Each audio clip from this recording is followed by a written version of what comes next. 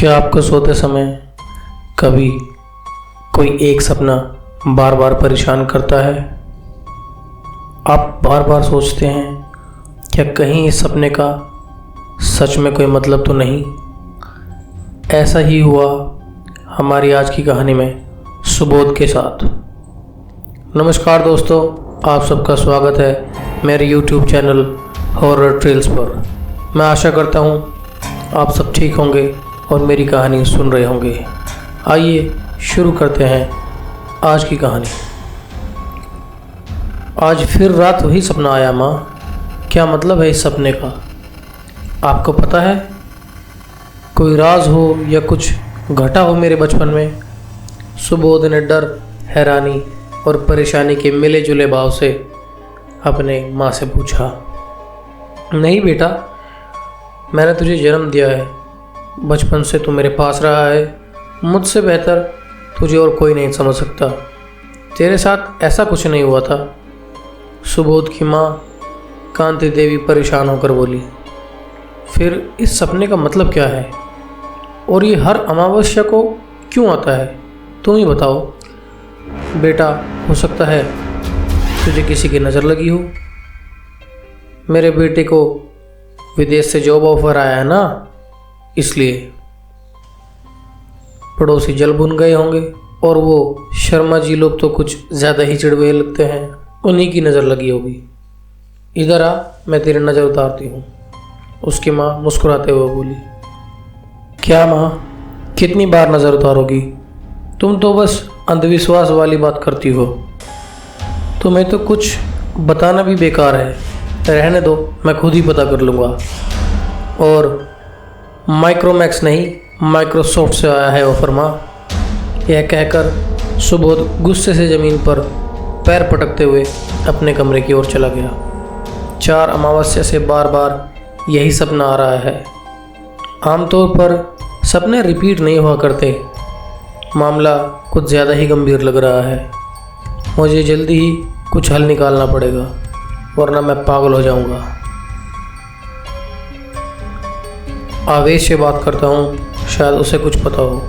वो तो बचपन से मेरे साथ खेला कूदा है। देरी न करते हुए सुबोध आवेश को फ़ोन लगाता है, जो कि उसका दोस्त था। आवेश के फ़ोन उठाते के साथ ही सुबोध एक ही सांस में सारी बातें बोल देता है। तू कहाँ है आजकल? कितने दिनों से मिला नहीं है। फ्री है तो बता। आवेश उधर से थोड़ा कहता है, थोड़ा धीरज रख, मैं फ्री हूँ, आ जाना। तो सुबोध ऑफिस से निकलते ही सीधा उसके घर जाता है और वहाँ जाकर आवेश से कुछ ज़्यादा बात नहीं करते हुए ये कहता है, मुझे तुझसे कुछ पूछना है। वो थोड़ा हल्की आवाज़ में पूछता है।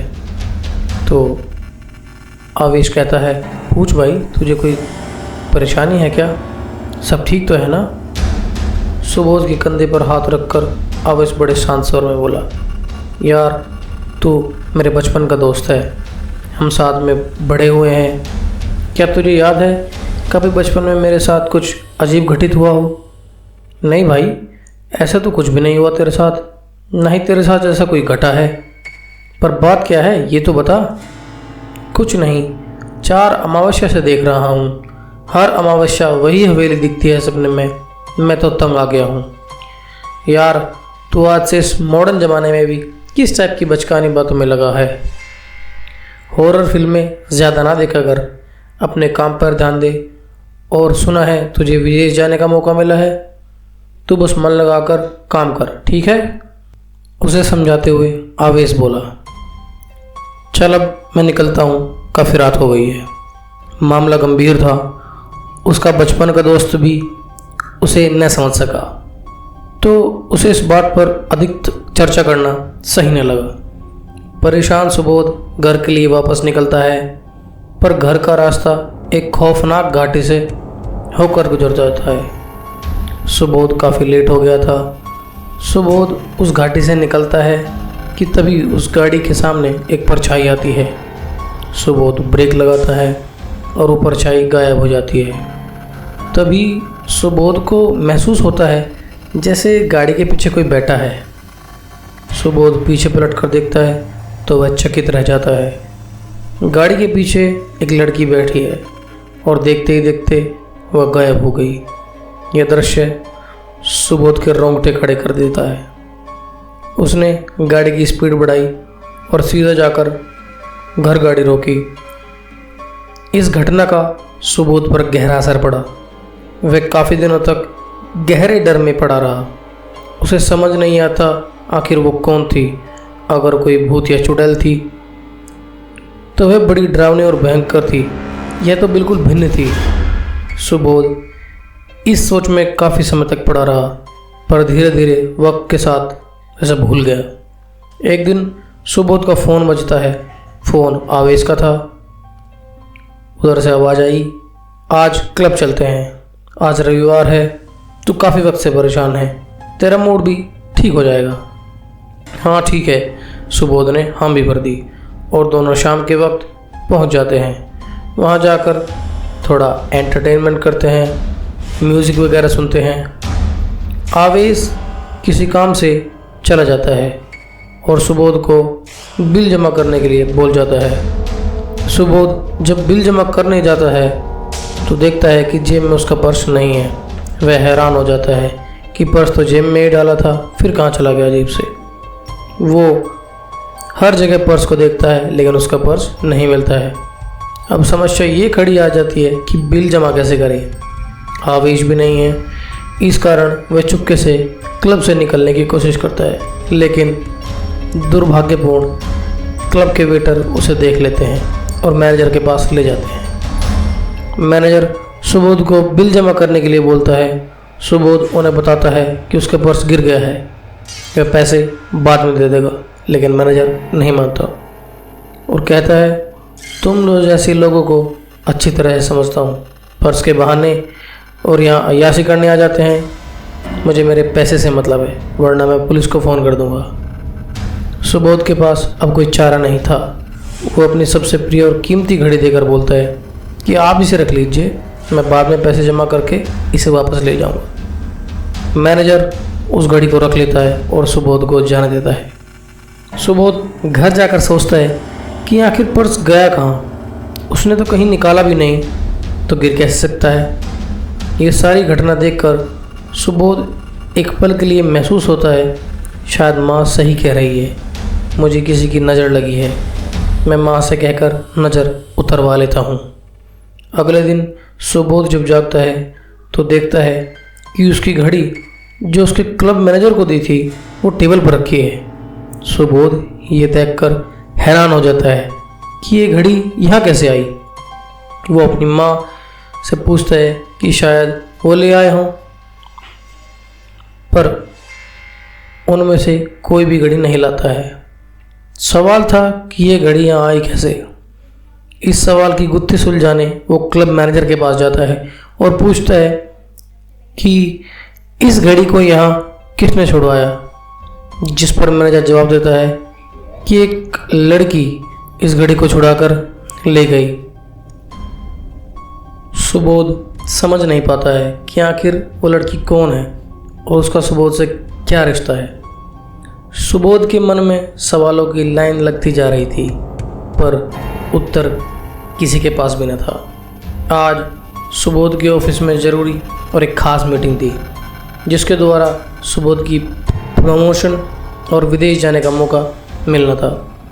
पर जल्दी जल्दी में सुबोध मीटिंग की फाइल घर पर ही भूल जाता है, जिसकी वजह से ऑफिस में बहुत बेइज्जती होती है और वो डील भी निकल जाती है, जो प्रमोशन का एकमात्र सहारा थी। अब सुबोध को गुस्सा आ रहा था कि ये सब क्या हो रहा है और उसके साथ क्यों हो रहा है। एक दिन सुबोध अपने किसी दोस्त के मुंह से पहाड़ी पर मंदिर का जिक्र सुनता है, जहाँ सारी परेशानियाँ दूर हो जाती हैं, लेकिन वहाँ जाना मुश्किल था क्योंकि वह मंदिर रात के 1 बजे से 4 बजे तक खुलता है और मंदिर का मार्ग एक भयंकर और डरावने जंगल से होकर गुजरता था। उस जंगल के बारे में कहा गया था, ये जंगल जंगली जानवरों से भरा है, लेकिन कैसे पहुंचा जाए। वहां पहुंचने के लिए जब 3 घंटे की रात को भूल जाना चाहिए, तब मंदिर ठीक समय तक वो पहुंच सकता है। और जंगल के रास्ते इतने घने होते हैं कि जंगल को पार करना असंभव है। ऐसा करना असंभव है क्या? सुबोध एक बहुत गहरी सोच में था, मंदिर जाना चाहिए या नहीं। उसे इस परेशानी का हल चाहिए था, उसे मंदिर जाना ही था। साहस के साथ वो व्यक्ति बिना किसी के मंदिर के लिए निकलता है। रात का 1 बज रहा था। सुबोध ने आधे रास्ते को तो पार कर लिया था, लेकिन अब इसके आगे क्या हुआ था? यहाँ तो रास्ता ही नहीं था। सारे पेड़ एक दूसरे से बंधे हुए हैं और देखते ही देखते सारा जंगल एक अजीब व गरीब रहस्य की तरह एक मंदिर में बदल जाता है। सुबोध के समझ में नहीं आता कि वह मंदिर किसका है और किसने उस पर कब्जा कर लिया।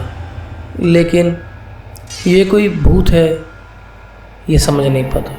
तभी 2 सैनिक आते हैं और उसे कहीं पकड़ कर ले जाते हैं। सुबोध चिल्लाता है पर वो लोग उसकी बात नहीं सुनते और अंदर ले जाते हैं। अंदर एक ईश्वर की मूर्ति थी जिसके सामने एक सफ़ेद कुर्ता पहने बूढ़ा सा व्यक्ति खड़ा था। सुबोध के आते ही वह बूढ़ा व्यक्ति अपने सैनिकों से कहता है, लटका दो इसे रस्सी दे। उस बूढ़े से आदमी के इतना कहते ही वो सैनिक उसे रस्सी से लटका देते हैं और आग के मसालों को जलाते हैं। सुबोध को लगता है कि अब इन आदिवासियों से उसका बचना नामुमकिन है और अब उसका जिंदा रहना ही संभव नहीं है। सुबोध को वो आदिवासी का सैनिक आग देने वाला ही था कि अचानक उसका मुखिया चिल्लाया, मूर्ख, ये क्या करने जा रहे हो? उसकी एक उंगली कटी है, उसकी उंगली से रक्त निकल रहा है और आप सभी पूर्णतः जानते हैं जो पूर्ण स्वस्थ व्यक्ति हो वही बलि के लिए मुख्य है। इसे छोड़ दो, अन्यथा ये हम सभी को विनाशकारी साबित होगा। आदिवासी की बात सुनकर सुबोध ने अपनी उंगली की ओर देखा और पाया कि वास्तव में उसकी एक उंगली से रक्त निकल रहा था। पर यह रक्त कैसे आया, वो यह समझ नहीं पाया। उन आदिवासियों ने सुबोध को छोड़ दिया और जैसे तैसे सुबोध वहाँ से भागकर बाहर आया। पर आते टाइम उसकी निगाहें एक लड़की से जा टकराई। ये वही लड़की थी जो सुबोध की हर परेशानी में उसकी मदद करती थी। सुबोध अब मंदिर तक पहुंचता है। मंदिर काली माँ का था। उसने मुख्य गेट से प्रवेश किया। अंदर पहुंचकर वो दिन के प्रकाश में मंदिर में पुजारी को देखता है जो ध्यान में बैठे थे। सुबोध उनके पास जाकर चुपचाप बैठ जाता है और ध्यान से बाबा की ओर देखने लगता है।